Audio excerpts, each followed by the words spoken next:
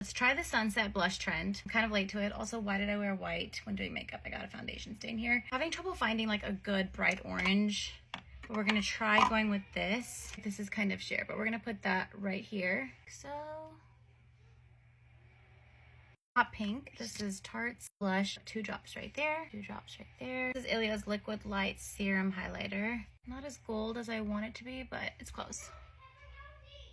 She kind of blended it all in one. Let's give it a whirl. I feel like the pink is overpowering. Okay, that's blending it all together. I kind of want to blend this one at a time. I need to add way more orange. I go in, take the orange on a brush and stipple that in and just blend it in with the highlighter first and then blend in the pink. I think because I don't have a liquid orange blush, I have to go with this technique. I'm gonna take this Dibs gold. I think it's more of a true gold, and I'm just gonna go in right up top. Yeah, that's prettier. I'm toning it down by taking my foundation brush and just blending out the edges a little bit. Okay, this is the final.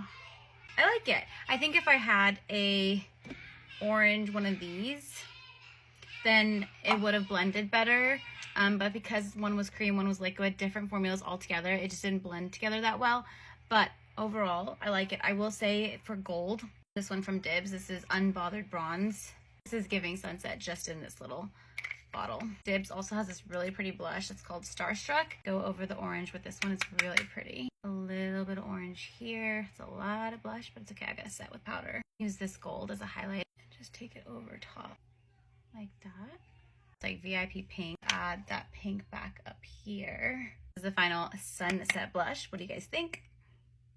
I think it turned out really good. I'm surprised I managed to make it work with all these random products. Would you rock this trend?